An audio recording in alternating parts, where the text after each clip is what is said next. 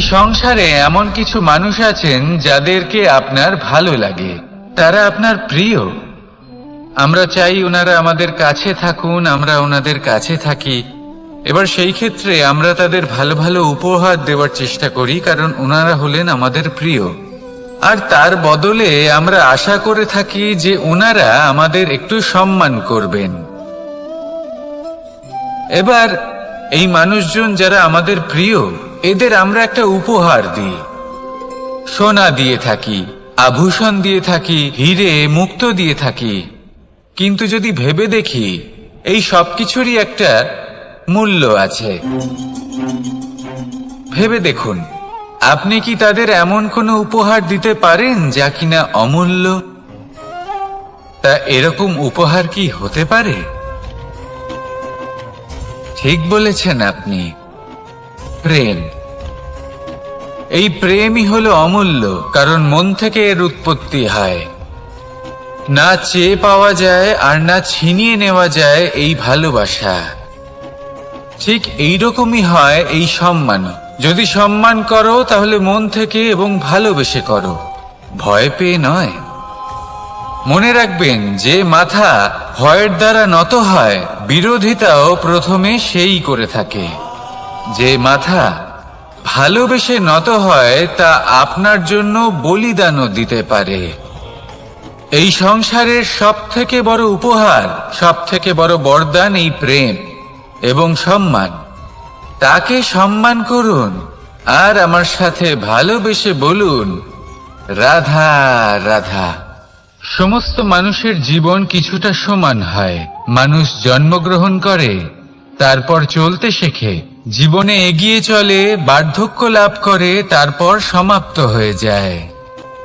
কিন্তু সেই ব্যক্তিরা কারা যারা প্রকৃত অর্থে মনুষ্য জীবন যাপন করেন? এনারা হলেন সেই ব্যক্তি যারা পড়ে গেলেও আবার উঠে দাঁড়ানোর চেষ্টা করেন, নিজের ভেঙে পড়া অস্তিত্বকে আগলে নিয়ে আবার একটা আকার দেওয়ার চেষ্টা করেন, ভগ্ন আশাকে আবার একটা নতুন দিশা দেন। অসফল হওয়ার পরেও থামেন না, আবার এগোতে থাকেন। অসফল হওয়ার পরে যদি আপনি থেমে যান, তাহলে সাফল্য আপনার সামনে অপেক্ষা করে, কিন্তু আপনি তা দেখতে পান না। তাই জীবনের সংঘর্ষে অংশগ্রহণ করতে শিখুন। জীবনের সংঘর্ষ থেকে পালাবেন না। আসুন আমার সাথে ভালোবেসে বলুন, রাধা রাধা। পরিস্থিতি কখনো এটা ভালো থাকে, আবার কখনো মন্দ হয়ে যায়। কখনো এই পরিস্থিতি আমাদের পক্ষে থাকে, আর কখনো এই পরিস্থিতি অনুযায়ী আমাদের চলতে হয়। কোনো বিকল্প থাকে না। কিন্তু যখনই এই পরিস্থিতি খারাপ হয়ে যায়, তখন কি করা উচিত সেই প্রশ্ন মনে জেগে ওঠে। পরিস্থিতি যখন প্রতিকূল হয়, তখন আমরা কিছু হারালে তা হারিয়ে ফেলি, ঠিক আছে, কিন্তু যা বাকি আছে সেটা আমরা আগলে রাখতে পারি। পরিস্থিতিকে সামলে রাখার চেষ্টা আমরা অবশ্যই করতে পারি, শুধু সেটুকুই আমাদের হাতে রয়েছে। কিন্তু এর থেকেও বড় সমস্যা আছে, অহংকার। কখন প্রবেশ করে আমরা জানতেও পারি না। এই অহংকার আপনাকে বুঝতেও দেবে না যে আপনি সত্যি কিছু হারিয়েছেন। আপনার কিছুই যাবে আসবে না। দেখতে গেলে আকাশের সূর্য নিজের প্রকাশ হারিয়ে ফেলে যখন অন্ধকার ঘনিয়ে আসে। তাহলে আমরা কে হই? ওনার সামনে তো কিছুই নই। এই অহংকার আমাদের দমন করতেই হবে। এটা বিশ্বাস করতে হবে যে এই সমগ্র সৃষ্টিতে আমরা শুধুমাত্র একটা কণা, তার থেকে বেশি আর কিছুই নয়। বিশ্বাস করতে হবে যে আমরা ততটাও বড় নই যে কখনোই কিছুই হারাবো না।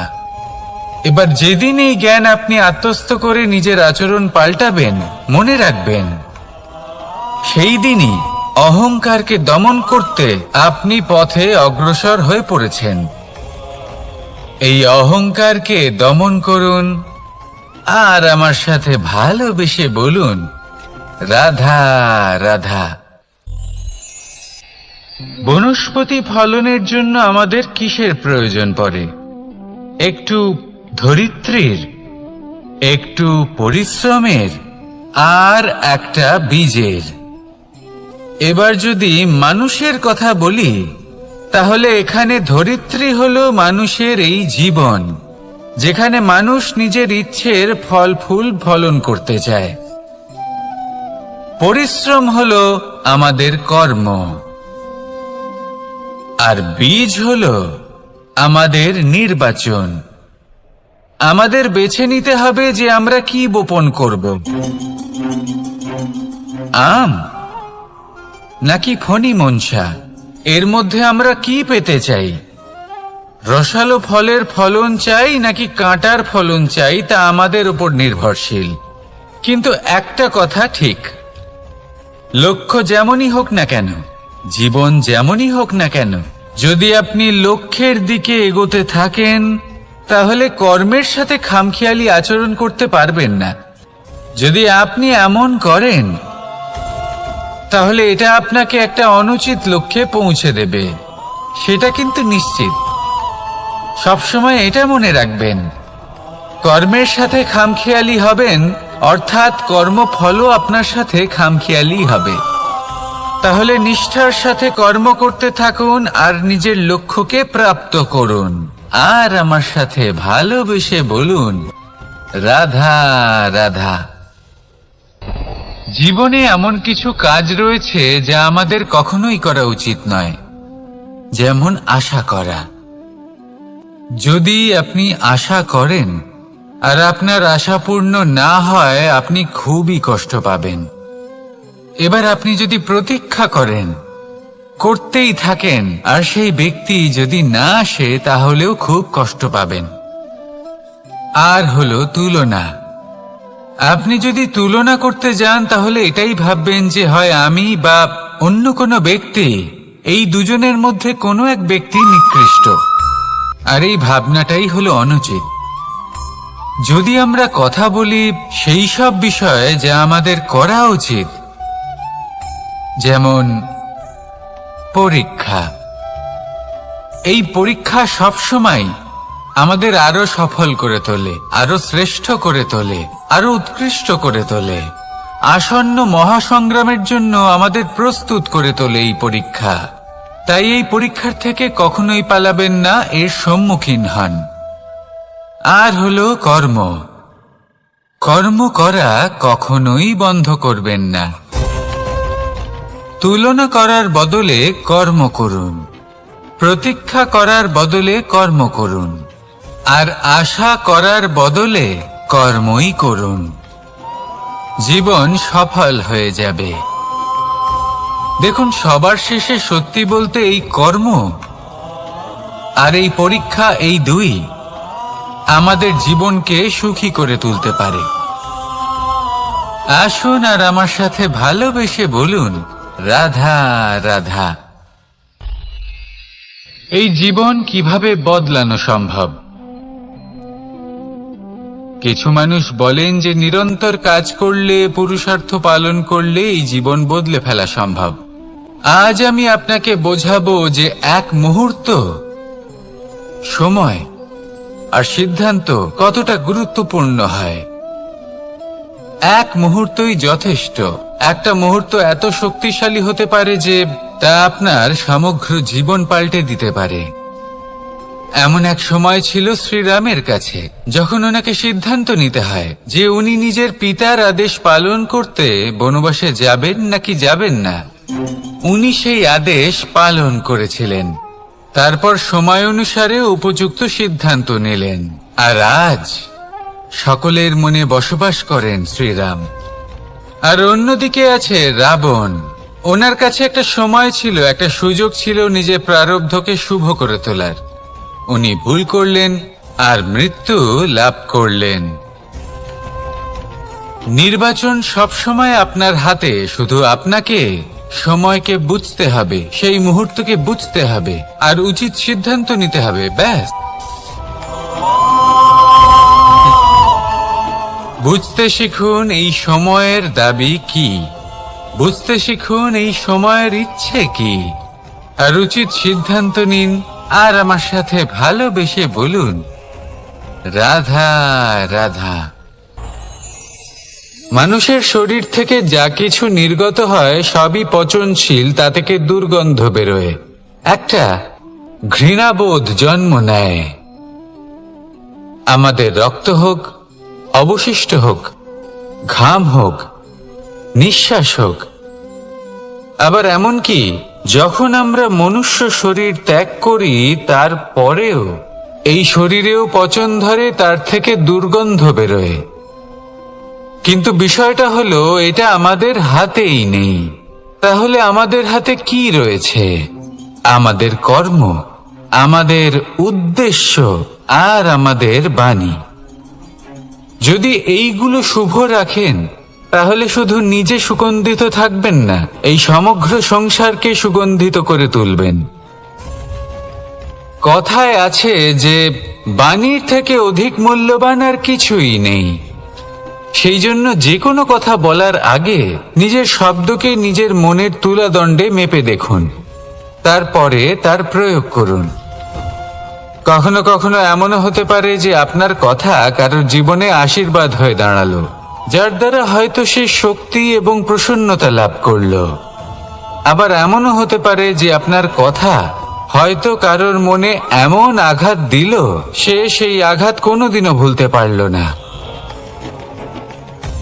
আসুন আমার সাথে ভালোবেসে বলুন, রাধা রাধা। ইচ্ছে এবং চেষ্টা, এই দুই মানুষের মধ্যে আছে, কিন্তু এই দুইয়ের মধ্যে সামঞ্জস্য থাকা খুব প্রয়োজন। আপনার যা ইচ্ছে সেটা পূর্ণ করার জন্য চেষ্টার প্রয়োজন তো অবশ্যই। আপনি যে স্বপ্ন দেখেন সেটা পূর্ণ করার জন্য নিদ্রা ত্যাগ করে চেষ্টা করা অত্যন্ত প্রয়োজনীয়, নয়তো এই স্বপ্ন কখনোই পূর্ণ হবে না। যদি আপনি কোনো প্রশ্নের উত্তর চান তাহলেও আপনাকে চেষ্টা করতেই হবে। জীবনে যদি সামনে এগোতে হয় তাহলে পাকে কষ্ট দিয়ে সামনে এগোতে হবে, চেষ্টা অবশ্যই করতে হবে। যদি আপনি চেষ্টা না করেন, পরিশ্রম না করেন, তাহলে এই সংসার আপনাকে পেছনে ফেলে সামনে এগিয়ে যাবে। নিজের ইচ্ছেগুলিকে মন থেকে বাস্তবে আনুন আর চেষ্টার দ্বারা তাকে সার্থক করুন। এই মন প্রসন্ন হয়ে বলবে, রাধা রাধা। জীবনে কখনো সাফল্য আসে, আবার কখনো অসফলতা, কখনো আশা পাওয়া যায়, কখনো নিরাশা, কখনো জয় লাভ করি, আবার কখনো পরাজয়। এর পেছনের কারণটা জানা অত্যন্ত প্রয়োজনীয়। যদি আমি পরাজয়ের কথা বলি, যখনই আমরা পরাজয় লাভ করি আমরা ভাবতে থাকি যে এমন কেন হলো? আমাদের শত্রু কি বেশি শক্তিশালী ছিল, নাকি আমাদের নীতিতে কোনো খামতি ছিল? এই সমস্ত কারণের পেছনে খুব বড় একটা কারণ থাকে, আর সেই কারণ আমাদের অন্তরে সুপ্ত থাকে। ধরে নিন একটা পথ, তাতে আপনি চলছেন, সেই পথ কাঁটায় পরিপূর্ণ, কিন্তু আপনি পাদুকা পরে রয়েছেন আর আপনি হেঁটে সামনে এগিয়ে যান। এবার এমন একটা পথ এলো যা পুষ্পে ঢাকা, আর আপনি পাদুকা পরে রয়েছেন, কিন্তু আপনার পাদুকাতে একটা পাথর আটকে গেল। তখন দু পা হাঁটাও খুব কঠিন হয়ে পড়ে। এই সংসারের যে কোনো শক্তি আপনাকে পরাস্ত করার পূর্বে আপনি জানেন কে আপনাকে পরাস্ত করতে পারে?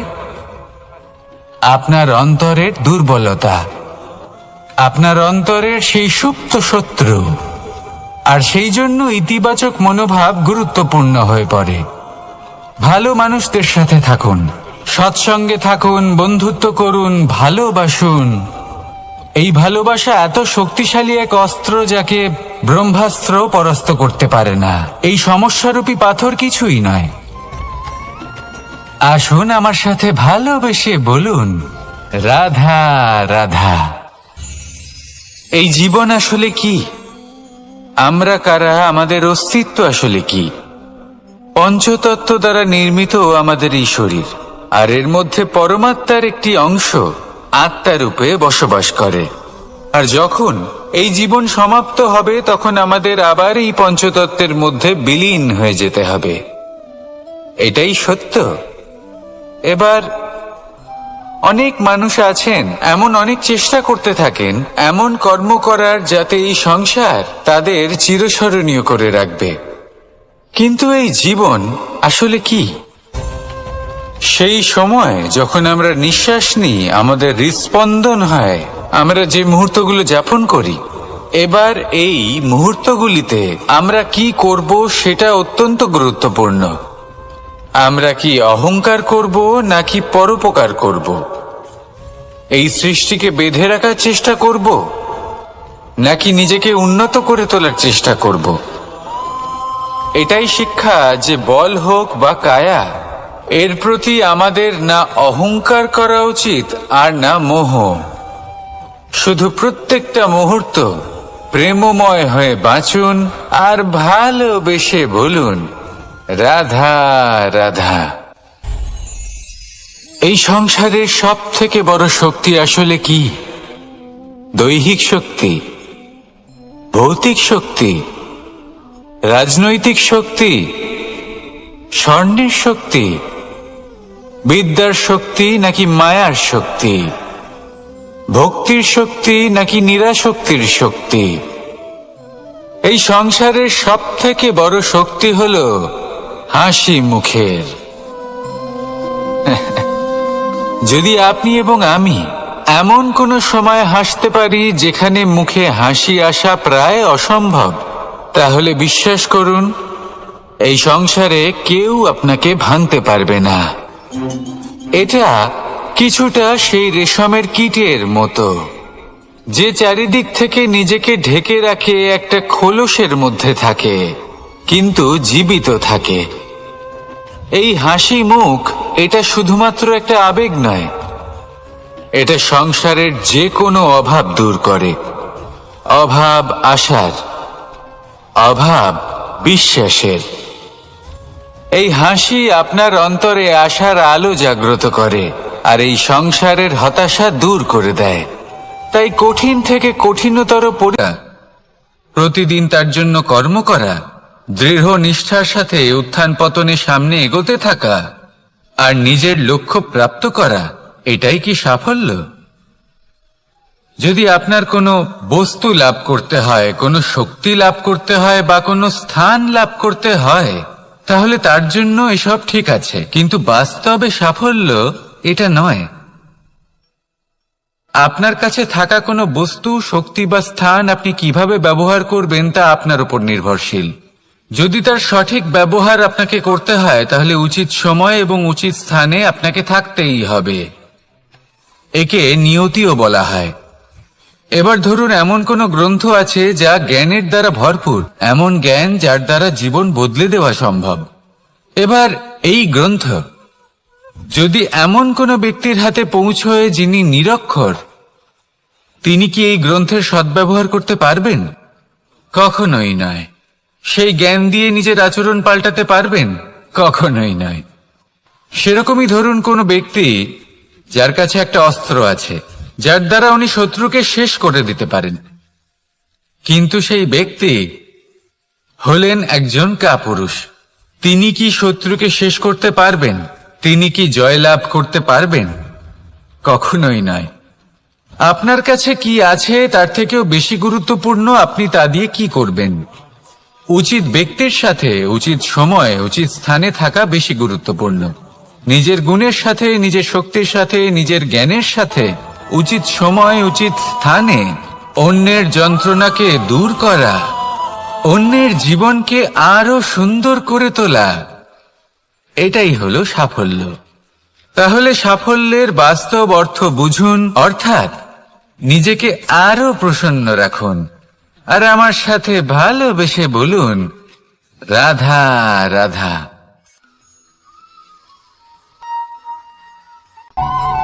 অনেক সময় মানুষ অতীতকে দেখেন আর তখন অহংবোধে পরিপূর্ণ হয়ে ওঠেন। কখনো বর্তমানের দিকে তাকান ভবিষ্যতের দিকে তাকান আর পরিতৃপ্তিতে ভরে ওঠেন। কেন বুঝতে পারেন না একটা সহজ কথা? এই যে সৃষ্টি, এই সৃষ্টি হলো একটা বড় চক্র, যা বারংবার আপনার কাছে ফিরে আসবেই। কঠিন থেকে কঠিনতর পরীক্ষা